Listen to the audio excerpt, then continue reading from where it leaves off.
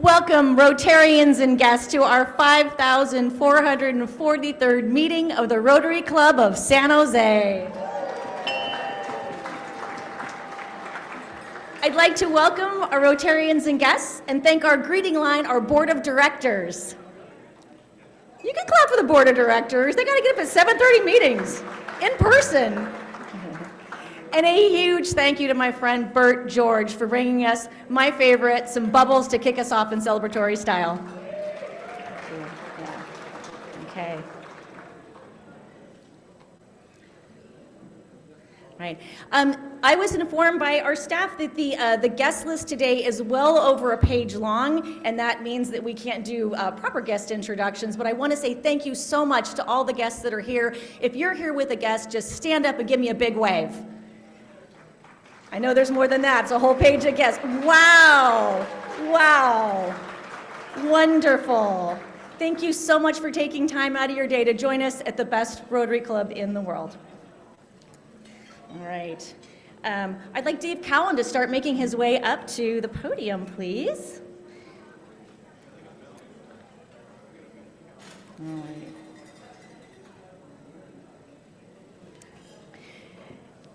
Dave, you generously offered to host, or were voluntold to lead, the program committee this year. Come on up and tell us a few things. All right, thank you very much. So, as Heather mentioned, I am the new chair of the program committee. Thank you. Hopefully you'll still be applauding a year from now. But before I give my remarks, I'd like to recognize and thank Charlie McCullum, is that better? For his service. He's led the program committee for the last 2 years. Coming out of the pandemic and everything that changed in our club, I think he's done a tremendous job. So again, a round of applause for Charlie.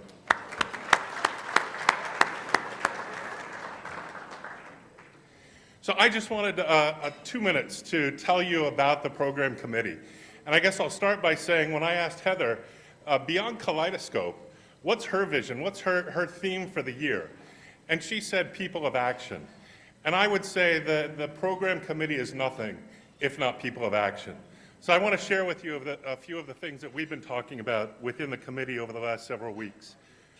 Number one is Heather's goal, to achieve 500 members by June 30th of 2025. That's a tremendous goal, and I think the program committee has a lot to do with that. And so let me tell you how we're going to help. One is we want to bring in more high-quality, high-caliber speakers. In fact, Heather's given us the goal of getting 6 A-listers. And I was asked the other day, what is an A-lister? And I said, well, it's a Hillary Clinton or a Condoleezza Rice or a General McMaster. Someone who's not just local or regional, but national. So that's what our goal is to find high caliber speakers of regional and national stature that we can bring into our club. Number two, I want to start to hold ourselves as a committee accountable. And when I say accountability, there are several performance metrics that we'll be looking at over this year. Is number one, meeting attendance, both members and guests. Are we attracting speakers that attract more guests like we have so many guests today? Number two, new members, right? If that's our goal, then we have to find a way to increase membership. Number three, the diversity of our speakers. So ethnicity and gender are important metrics that we'll be tracking in terms of the speakers we bring to the podium. And then number four, club member satisfaction. So you might not know it, but every week we on the program committee do a survey to get feedback on that particular speaker. From this month, we'll start a quarterly survey of all of our members. And note, this is a program committee survey. It's not the club member engagement survey that Heather will talk about later. So at the end of every quarter, please look in the bulletin that Leslie sends out, and we'll have a link for you all to take that survey, tell us what you think about the programs in general, and then also if you have topics or speakers that you would like us to include in the program. So we need your help, and I'd appreciate the more feedback we get, the better that we can do. And finally, talking about feedback, we're open to feedback. And let me just ask, any program committee member in the room today, please stand up.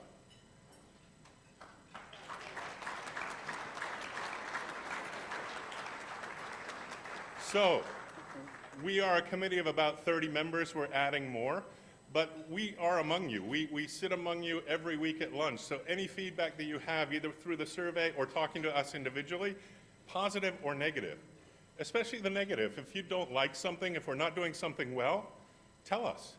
Because if we don't know that, we can't fix it. So with that, I look forward to your support, your feedback, and to having a great year this year.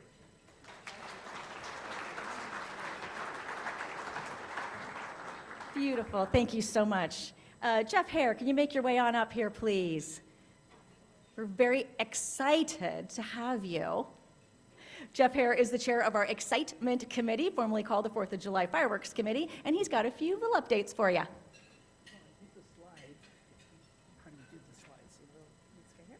Okay. All right. Thank you very much. Boy, it was exciting, and thank you, Heather, for that. I want to take just a couple minutes to thank everybody for the thing. Raise your hands. How many people made the VIP party? All right. We're going to do it again next year. And it was a great chance to bring your ticket, bring your guests to that. That's an A ticket for the game and the fireworks show.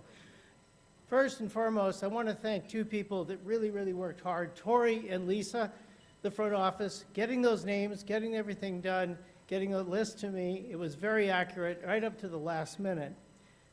Thanks for them. They really did a fantastic job on that. Also, I'd like to thank the members of the Excitement Committee who really helped out, stepped up when needed. Jason helped with the website and took an amazing set of photographs. Also thanking Matt and Emily who showed up to help with the check-in. Special shout out to our new Red Badger, Ben Taylor, General Manager of the San Jose Giants.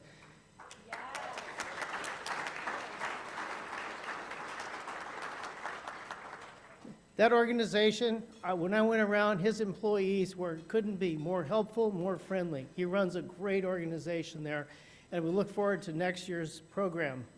But he shared his vision of what we're going to do and helped us to make that come to life. Top recognition goes to Helen Lambert and Mike Bohr for that float.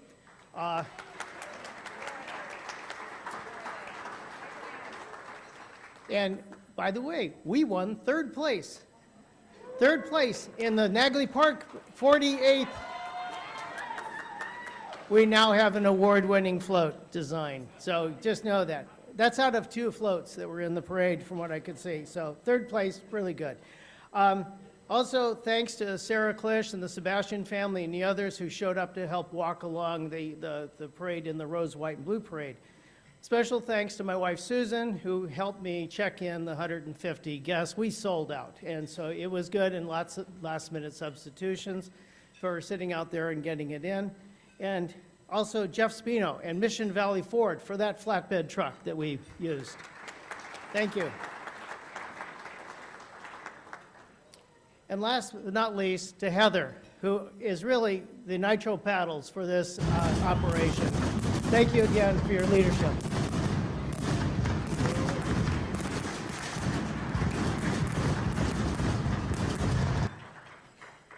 All right, thank you so much, Jeff. Thanks for that special shout out. I am a couple minutes ahead of schedule, so I want to use executive privilege here to acknowledge and announce the first family at the speaker's table. You guys give a little wave. Yeah. It's my brother Adam, his partner Eddie, my son Noah, who you've seen many times here, my wonderful partner Jay, and of course my beautiful little mother April. She's so cute. Next up, we have something very special. We have been having some lower attendance at some of our events, and I keep hearing people say, I didn't know when it was. So now we have the Calendar Cavalry, led by Suzanne Wolf.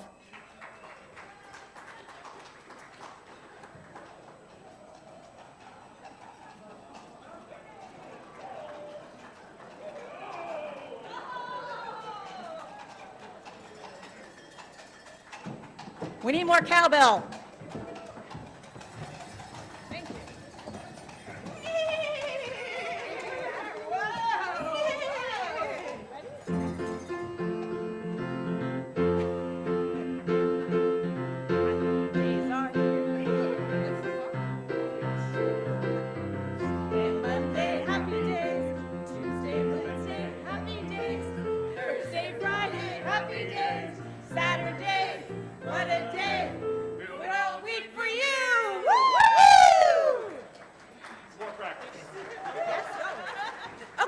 get your calendars out because the first very important date is the fall barbecue on September 11th. Woo! Who's next? Lee Reimers Awards, October 16th. I don't need a microphone. And it's a bit away, we don't have the date, but the gala is in March of 2025, and it's going to be great.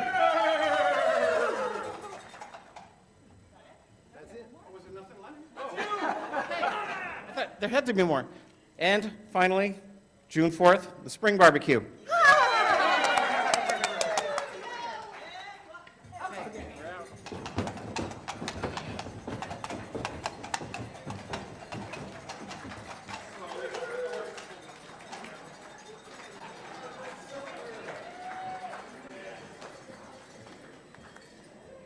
So I assume you aren't going to forget those dates now, are you?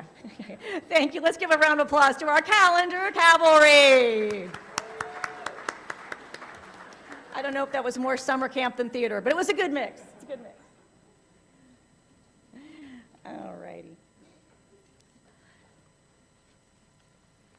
Okay, this is my very first President's Time. I've got some fun stuff to share with you. The county fair is coming up in just 2 weeks, and if you're a fan of competitive, I love a clap, thank you. I know that you're on the board. Susan Ellenberg, thank you for your leadership. If you're a fan of competitive gardening, and who isn't, preserved foods, because that's a fun thing, home art, corn dogs, and homebrew, and that earthy goat aroma.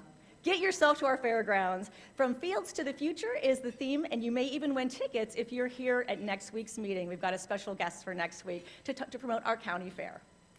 Okay, and are there things that you just love about Rotary and you just are bursting at the seams to tell us? Or are there things that might need some improvement that you also might be bursting at the seams to tell us? Well, here's your chance to share your thoughts in our membership engagement survey. So we are soft launching this Friday, and it's really important that everyone take a moment to share their experience in this survey. It's super well designed, and we had Jason Stein leading the process. Where are you, Jason? Where's my buddy Jason? There he is. Thank you, Jason. And we had no fewer than 4 doctors working on this, including 3 PhDs and an MD. That's the level of care that our membership is going to get. So please take the survey and help us make the most of your Rotary experience. You're going to be looking for that in the bulletin this Friday.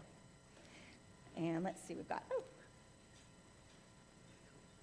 Alrighty. Sabor del Valle, Taste of the Valley, is coming up on July 13th. This has been a favorite of Rotarians for many, many years, and I want you to see Ray Castaneda. Where are you, Ray? Give me a little wave, Ray.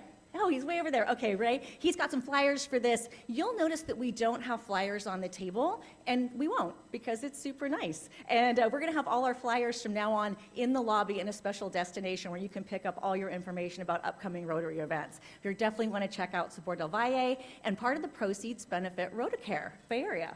Thank you, Ray. Yeah, a little smiling there. Thanks for leading that. Okay. Fun and Friendship Committee. They've got their first event of the Rotary year this Saturday. It was supposed to be last Saturday, but it was just way too hot, versus this Saturday was just way hot. So we will be hiking at the beautiful Almaden Quicksilver Park. And once again, thank you, Susan Ellenberg, for all the county resources I'm shouting out today. Please RSVP to Ashley Hopkins Pass if you want to join on this great hike. This is a great way for you to get out, find some lizards, which is my favorite, or just have some great time with your Rotarian friends and get to know people that you might not normally know here in the room. Okay. Our sub-theme of the year, as Dave mentioned, is Rotary People of Action. And then is Bonnie Bamberg, I know you're here today. I saw you. Where are you, sweetie? Where's Bonnie? Bonnie. There she is. Bonnie's right back there. Everyone just turn and stare at her for a moment. That would be great. So, Bonnie, we are thrilled that you and Marv are being honored at the Valley of Heart's Delight event on October 10th.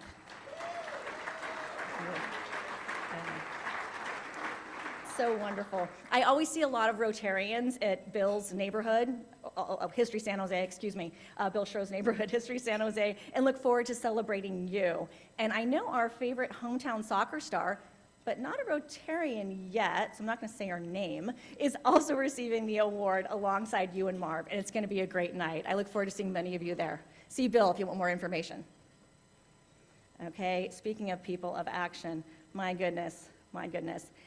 The Business Journal awarded not just one, but 3 Rotarians with the Women of Influence Award this year. Congratulations, Deanna, Cynthia, and Michelle. I think this one gets a very...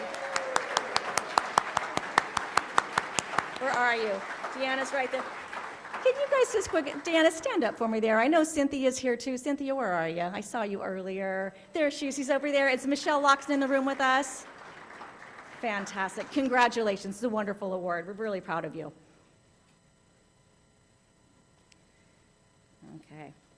I'm a little ahead of schedule, which is really good news because that means there's going to be a little bit of time left over for even more Q&A.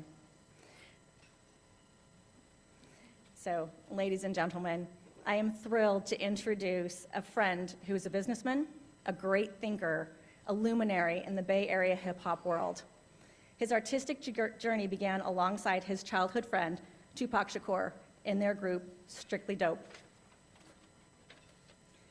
Making waves in the early 90s, he was signed by Young Black Brother Records, led by his friend Mac Dre and Mac Mall. His 1995 album, Forever Hustlin', climbed to 21 on the Billboard Top R&B Hip Hop Albums chart, featuring the hit Last Night, and a video directed by Tupac himself. His deep roots can be traced back to his musical family. His grandfather is the legendary big band leader, Cab Calloway. Time spent with Ray always makes me think differently. We had a great dinner last night, and I'm still just thinking so differently as I always do when I get a chance to be with you. And he always gives me not just thinking differently, but hope for truth and deeper connection for all. A person of action, I am so proud to have him as our inaugural speaker. Please welcome Ray Love.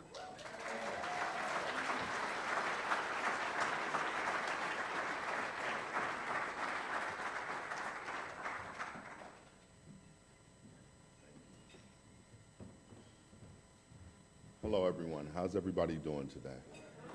Great afternoon, great meal. Everybody I met was very kind, very inviting. Well, first of all, I wanted to say to the new president, thank you for having me. President Lerner, Dave Cowan was very helpful in helping me get all this together, and to everybody in attendance. When President Lerner first invited me here, there was a lot that I was trying to understand about your organization. I grew up, as I used to say when I was a kid, I grew up in the Hall of Justice, right? There were so many superheroes in my family that were entrepreneurs, musicians, artists, but they were also people that balanced their time. They understood the reciprocity between success and making a difference in the world, in their environment. So when I thought about coming here, I could sit and I can tell you about my life and my accomplishments and things that I'm doing, but I really wanted to introduce you to my influences. The people that helped to pave the way for me, helped to, on multiple levels, make a difference, teach me how to make a difference as well. So I'm going to start with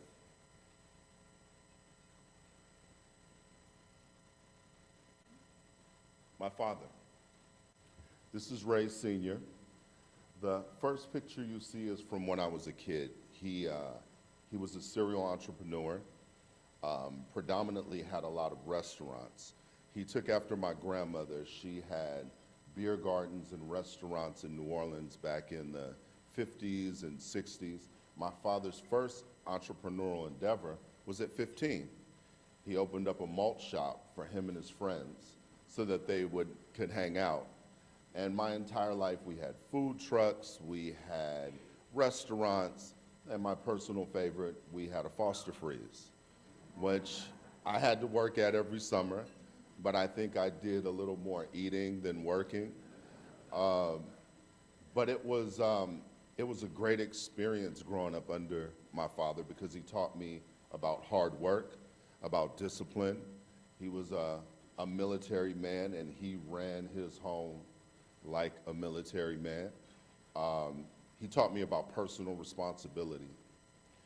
And one of the lessons that was important in our home was charity. And not just charity, not just doing something good, but doing something good for the right reasons. I was just sitting at the table and we were talking. I was telling them about Thanksgivings in my home. My father would cook a big turkey, and you know, most of my family were from the South, so we would have gumbo, and it would just be a big spread. And before anybody could eat, after prayer, my father would carve up the turkey, and he would make a stack of plates, put them in styrofoam containers. And he would take the kids, and he would say, okay, you're gonna pick 3 people, you're gonna pick 3 people, you're gonna pick 3 people, and we're gonna go out and we're gonna go into the community, and we are going to serve the community. Very noble story. Hated it as a kid.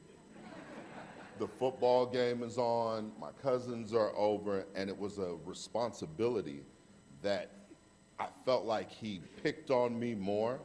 Maybe I needed it. Maybe he could look into my future and see what my life would become.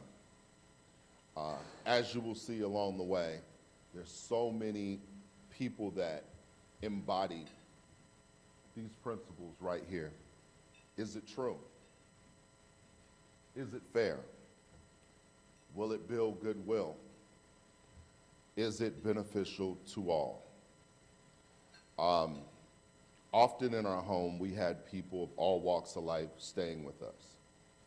My father couldn't see someone destitute or in need and not pull them in. Oftentimes, we were just above poverty ourselves.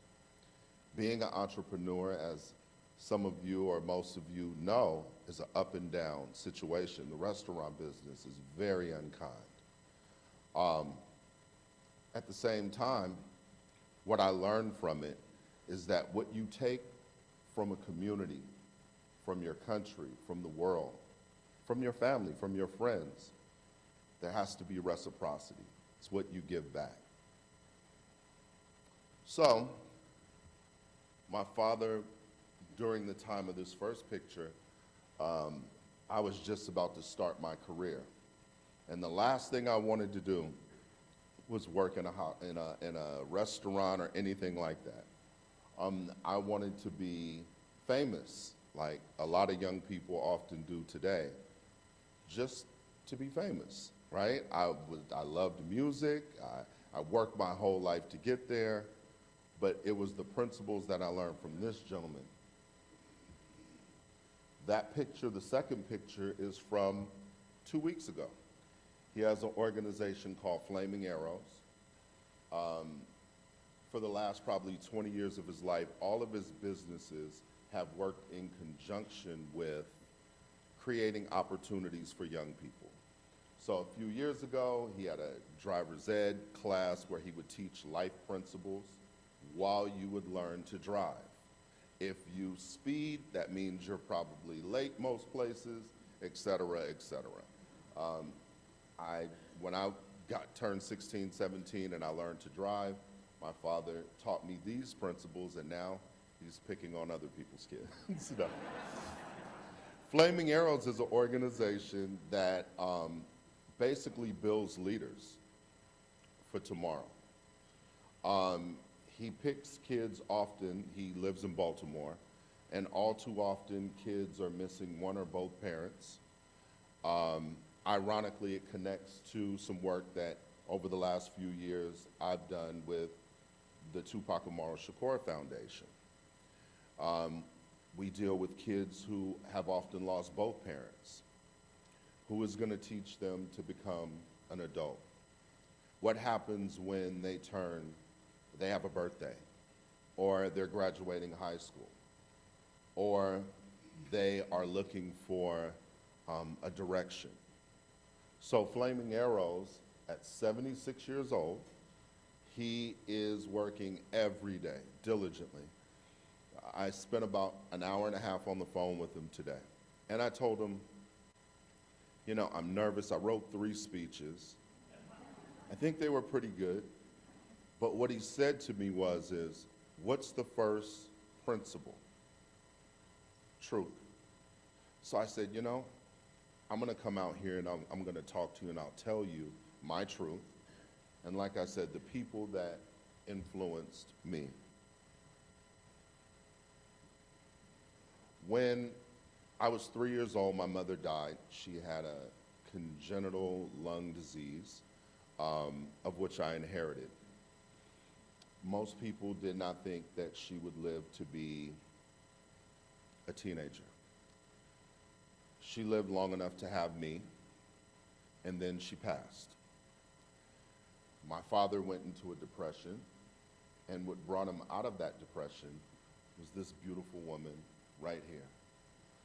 She is the woman who taught me to read, to write, to spell, to be kind, and everything of value that I ever knew about music. And the reason why she's up there is not just because of what she did, but why she did it. When I was a kid, I was what was referred to as sickly, right? I had a lot of asthma attacks. When the pollen was out, I was in. And I used to have to look through the window and watch other kids play. And most of the adults in my life were terrified that something, you know, would befall me and I would end up in the hospital. My mother taught me to sing, to teach me to breathe. My mother taught me harmonies, and we would listen to records. She taught me everything about music from the 1920s, 30s on down. I was just saying at dinner last night, I said, if you pick a song from about the 1940s till now, I could pretty much tell you within 2 to 3 years the song and who produced it and who made it. It was a game that we played. My mother, that's her father. Standing next to her, that's my grandfather. He was the first really cool person that I ever knew in my life. Not for the reasons that you guys might think, but for my experience. I was 5 years old, and I'm watching Sesame Street, and there he is. I never knew he was famous, to be honest with you, until I saw him on Sesame Street. Then I took him serious. As far as I knew, he was a funny grandfather who had a big house and had all the kids over, and you know, the kids would just wreak havoc in the house. As I got a little bit older and we moved from the East Coast to California, he would come to the Bay Area and he would perform at the Fairmont Hotel and in the Venetian room. So when I talk to like older musicians and I'm like, yeah, I used to be in the Venetian room, and they're like, there's no way that you were in the Venetian room. I was, but I was about 7. And I'd be dressed up with a tie, and we would go to dinner and we would watch him perform. Watched a lot of the greats perform. Tony Bennett, you know, amazing talents. And I grew up in the time where music was going digitized, and I'm always trying to tell my friends, like, I've seen some pretty amazing performances, right? So when I was a kid, and he would come and play in the Bay Area. His band was the San Francisco Symphony. So I had a card that they gave me where I could get into the symphonies, I could get into the operas. So for most of my younger years, I wanted to be a composer until rap music came out. Rap music was the voice that spoke to me. Maybe it was what rock and roll was to a previous generation. Maybe it was what my grandfather's music was in his time, but it spoke to me, and it became my voice.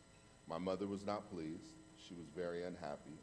She had her heart set on having a composer for a son.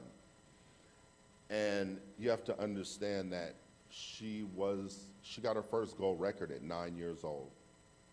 I got my first gold record at 19. She beat me by a long shot.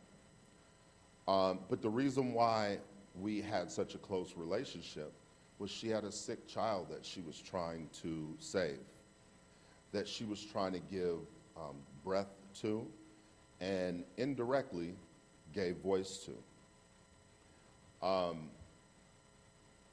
Most of my life, I looked at music as something that was selfish, something that was for me, something I did because I loved to do it. And then something changed. That's me in junior high school. That's my first business endeavor with my friends. We convinced our junior high to let us do concerts at lunchtime and charge the kids 50 cents. 25 cents would go to the school for whatever campaign or whatever fundraiser they had at the time, and 25 cents would go to us. And then we convinced other junior highs to let us do the same thing. Again, my mother was not pleased. My father was ecstatic. And then I met this woman. This beautiful human being is Layla Steinberg. She was 27 years old when I met her. I was 15. She was from Los Angeles. Her father was a defense attorney for teenage kids that were in trouble. Her mother was a social activist from the 60s on down. Her father was Jewish, her mother is Mexican, and she grew up in South Central. And her life's work started around where music and social issues converged. Her story was that there was a little boy that sat behind her in class. He used to pull her hair, he used to bully her, he used to do all of these things. And her spirit told her something wasn't right with this kid. So she would go to her father and say, you know, you should help this kid. He needs your help. And her father was like, you can't help everybody. Fast forward to the future, she's getting out of college. And there's on the news that the young man that sat behind her was going to death row. And she was on her way to be a sports doctor in the NFL, in sports. And she walked away from her perceived life's work to address kids in need of all sorts. So I'm coming out of high school. I'm coming out of, I think, band practice, something like that. And I bumped into her and I almost knocked her down. She's short. We were about the same height at the time. She was passing out a flyer for a rap concert. And I was shocked. There wasn't a lot of rap concerts in my area at that time. And I said, I'm so sorry. And she's like, no problem. She gives me the flyer. And when I looked at it, it was artists, some of which I had their records at home, but they were already making a name for themselves. See, all of my parents, most of them, left home or began working professionally around 15. So 15 was my magic age. I felt like I could go and start my career at 15. I was going to high school, I was going to junior college at the same time. And my father, being my father, said, absolutely not. You graduate high school, and then after you graduate high school, then we'll talk about it. So I left home. I shouldn't have left home because I had no idea what the world entailed and what it was about. One of the good things that I learned when I was out there was that there were so many kids that were latchkey kids like me. Both parents had to work, and we spent a lot of time alone or with each other. So I felt like I could do this, right? I had a crew, I had my people. What ended up happening was there was a lot of kids that needed guidance. And this woman, that's me and her on a red carpet years later, and that's her real work. That's who she really is. Teaching class in front of kids. She's gone all over the world to educate, to feed, to clothe, you know, all of it.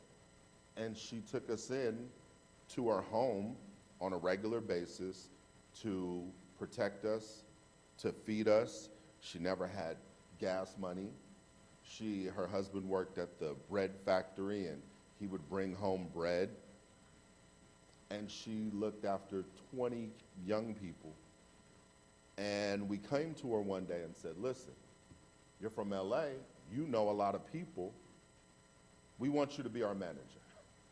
And she did. She knew a lot of people in the music business she grew up with. And she said, listen, I don't want to do that. I love music. I love you guys, but I don't want to be in the music business. But I convinced her with the help, oh boy,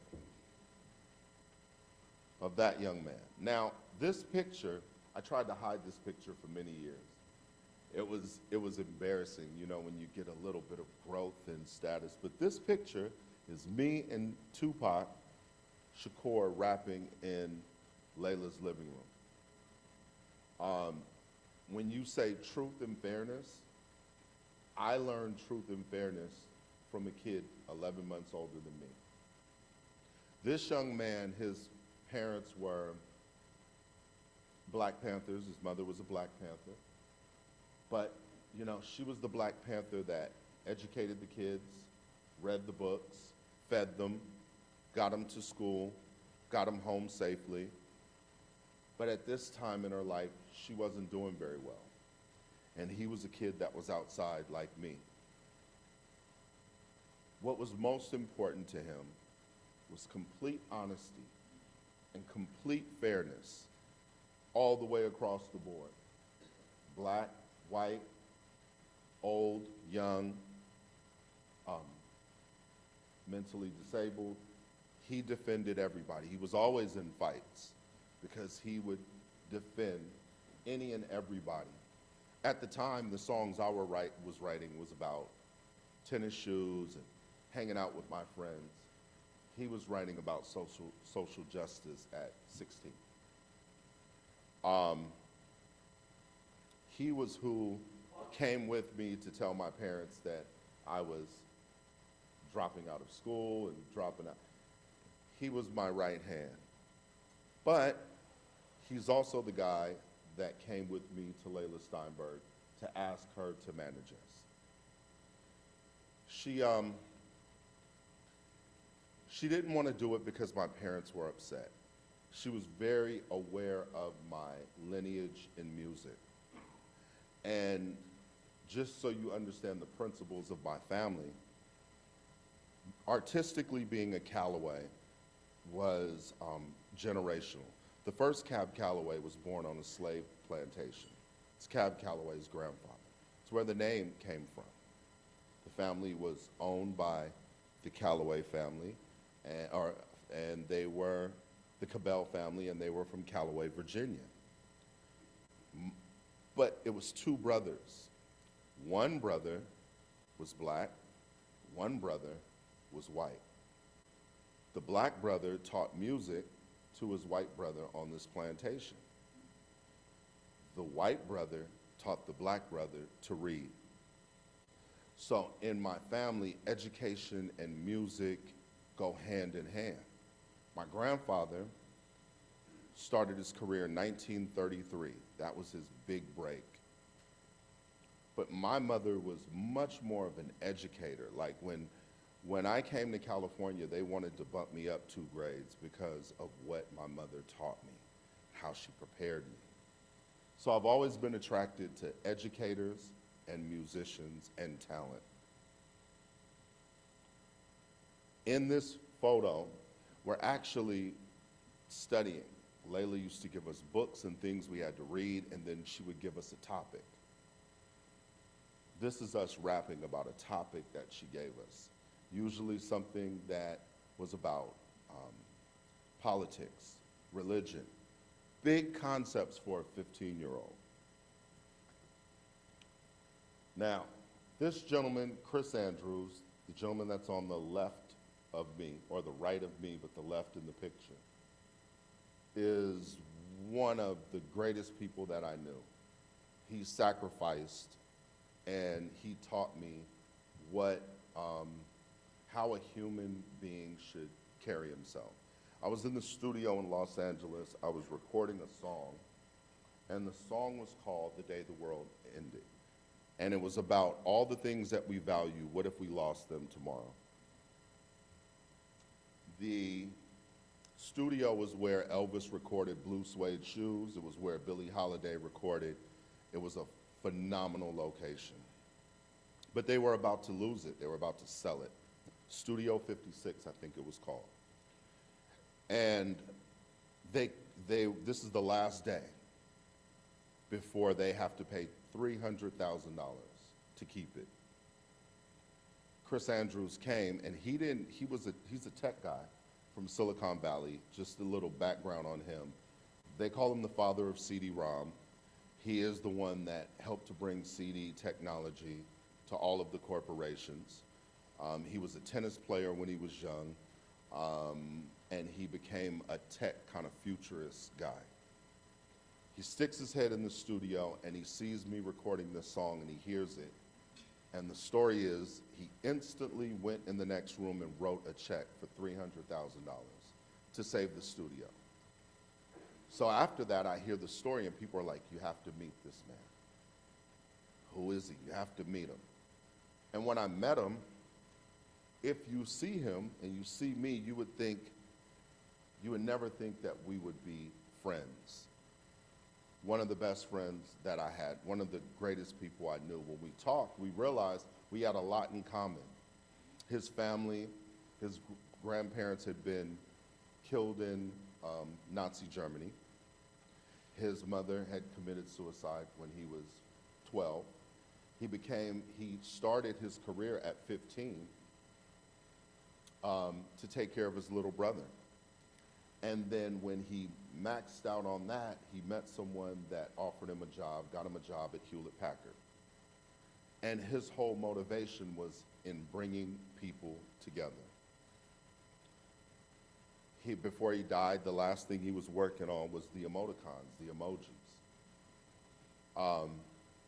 What he did for me personally, times when, as an artist, I couldn't pay my rent, he would just do it. I would find out later that he did it, right? He cared about human beings. When he died, there was a room full of people like this that had stories about him. No fanfare, he didn't want people to know what he did. He was just a generally kind and good person. This is him. I told him when I was a kid, I met Tony Bennett, but I never got a chance to see him sing I Left My Heart in San Francisco. So this is the night he took me to see Tony Bennett. Antonia Bennett, since then, she and I have become friends, and she saw my grandfather when she was a kid, so we kind of had a lot in common. But this was the first night that he took me to see one of my musical heroes. This is JV. JV used to have a radio show in San Francisco. Excuse me, JV. No, I just need it now. Yeah. JV is a radio DJ. Thank you very, very much. Who had a morning show in San Francisco. He passed away a couple of years ago. This was the living embodiment of what charity and making a difference means. I know a lot of people that have foundations that give back, right? There's an old biblical story of people, you give, and then one person gave a quarter because that's all she had. This man gave away everything. When he was a kid, he wanted to be rich. He used to tell his mom, I just want to be rich. And she's like, I don't know, like his love of money was a little over the top.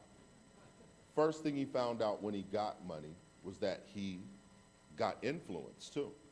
He was able to change things. The second thing he realized is that the people that listened to his radio show, a lot of them were destitute, didn't have a lot of money, couldn't make it. So one day he goes on the radio and he goes, I think it was around the time of back to school, and he goes, listen, I have listeners that don't have clothes, school clothes for their kids. If you have any extra clothes for your kids, send them in and we will give them to the people that need it. Then it went from clothes to furniture. People didn't have a kitchen table, furniture.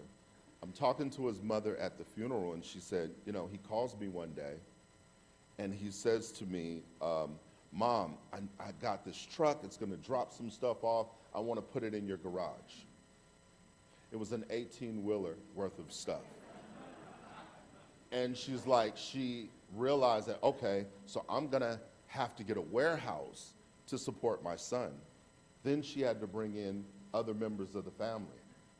Then she had to bring in other people from their neighborhood and community. Then it was all of us. He made $25 million to keep his show in San Francisco a year. He hired all of his friends. He hired all of his people. And he ended up giving a good portion of it away. He said the more he gave away, the more money he would have next year. He contacted all of his friends and said, listen, we all need to give and need to put in. We have to take what we're blessed with and make that be a blessing for our community, for our country. Finally, what I want to talk about is the foundation. I have 1 or 2 minutes. Me and Tupac made a promise to Layla Steinberg that we would give back to our community what we took from it. The kids that buy your music, the people that support you, as much as you take out, you put back in. Tupac passed away at 25 years old. His foundation allowed us to help thousands of students at the brick and mortar that used to be. We have educated people from all over the world. We've fed people all over the world. We're still doing it right now. I wanted to show you a little bit more, but what the Tupac Foundation did was allowed us to go to, this is Prince Abdullah, the Prince of Oman, who helped to donate. We're talking about doing more work together in the future. This is us last year with several Congress people about how to raise money and bring more money for charitable things like music in schools, things like that, trying to make changes that will affect all of our kids. And, oh, whoops, I passed it. But the woman in the picture is the president of the Tupac Amaru Shakur Foundation. She's Tupac's sister. She often gives everything that she has to the community. She buys legs for kids that don't have them. She has given millions of dollars away in the pursuit of this. And I really came to tell you, I'm 6'3". I can appear to be tall, and I'm standing on a stage, but the truth is, I stand on the shoulders of giants, right? We all do. We all have the responsibility to make our country better and our city better, and I know I'm preaching to the choir. I'm very, very thankful for you guys having me. I appreciate you. Thank you for your time. God bless.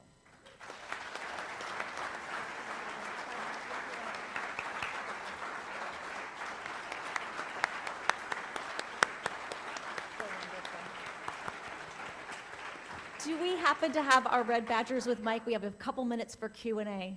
I know we didn't use you earlier. Oh, great, fantastic. Okay, any questions for Q&A? If you have got a question, raise your hand up. I'm not seeing it. Oh, Carl Salas, right there. Shiloh's got you. Oh, no, Ryan's got you, right there. Go for it. I'm just curious, we all struggle with it. You must have thought about it a lot, especially in your position now. If you were in charge, how would you handle the homeless situation? And I know we need to build more housing and all that, but I'm talking about in the short term, how do you think about it? Just tell us how you think about it. I'm curious. Ironically, a few years ago, some friends of mine guys had been offered a situation with the United States government to try to use San Francisco as almost like a test city or a beta test for what to do with the homeless problem because it's so bad. First, I think we have to understand it. We do a homeless drive every year where we give away food, and 25% of the people that are homeless, maybe in the Bay Area, definitely in the East Bay, were not homeless prior to COVID. We were talking about this last night. That tells me that there's some systemic failures or some things that need to change if you have people that were tax-paying citizens that are now on the street and can't find their way back. Maybe it's some rent control things that probably need to change. But I think it's something that we all have to kind of commit ourselves to. Right now, we complain a lot. San Francisco has changed a lot. Very different. I grew up a part of my life there. I don't have necessarily all the answers. What I do know is that a room like this full of people with resources, sometimes it's not a money problem. Sometimes it's a phone call. Sometimes it's having a conversation with someone in a meeting like this that you haven't talked to, and you find out that collectively you guys can do something significant with the problem. I'm most disturbed about the amount of children. You know, I was a kid that slept in laundromats when I didn't have a place to live. There was not a program to necessarily come out and save me. What was offered to me was juvenile hall. That's true. So if we target the problem at its root, I think you have to give people an opportunity or a pathway out. You know, maybe that is a issue that we should be requesting more from our government, local government, and federal government. It's not going to go away, I don't think.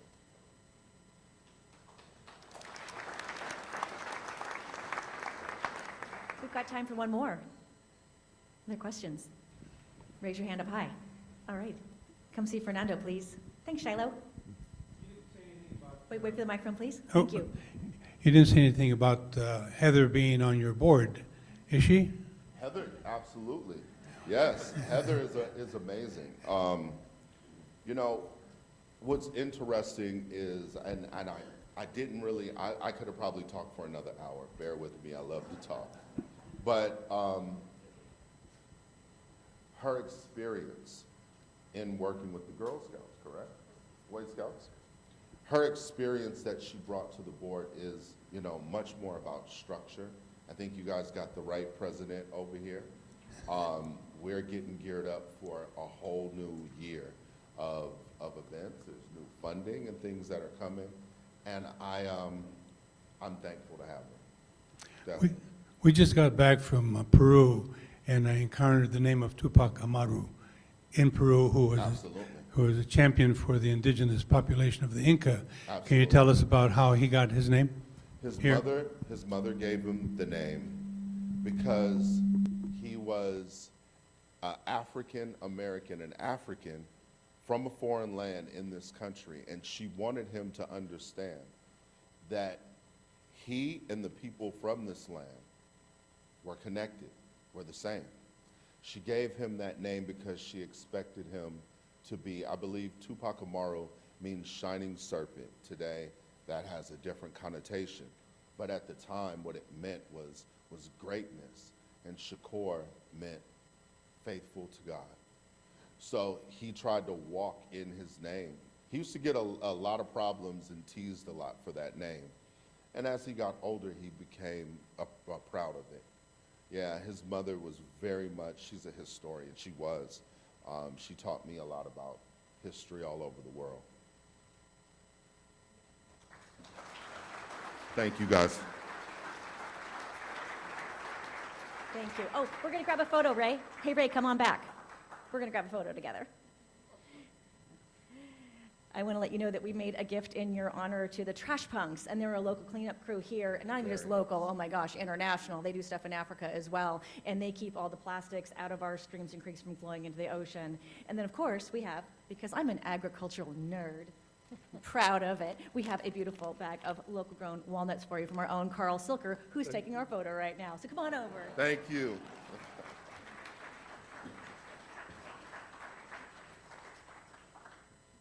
Thank you so much. Whew, thanks. All right, whoops, too soon. Wow, you guys, thank you for a fantastic first meeting. I have a few final thoughts. I'm not sure my final thoughts slide is, but maybe it's there. Alrighty. I want to let you, please let your circles know that the Rotary Summit Center is back and available for private events. What do you think here, huh? I want to thank our general manager, Sammy, our designer, Lalo. You can thank him for all the couches and furniture out there, and our chef, Poncho. Thank you. And if you have any questions about the Summit Center or the relationship with Scott's, please direct those to Leslie, and she could triage those for you. Please don't bombard our new wonderful folks with really odd requests, because we know you have them. Send them to Leslie. Thank you. I neglected to leave off exact examples on that one intentionally. All right. Alrighty, and then I also got a little text during the meeting here to remind you that next week is our downtown happy hour. We're going to be at O'Flaherty's next week, and then I have a special little thing for you. I know that Emily and Matt Robin bought some ping pong paddles, and if you want to go out and get your own, they're going to go play ping pong in Cesar Chavez Park afterwards. So we have like extra fun going on next Wednesday. Next week, our speaker will be Bob Ray, speaking on the popular music's folk period, the 60s through the early 70s. And with that, Piano Man, play us out. We are adjourned.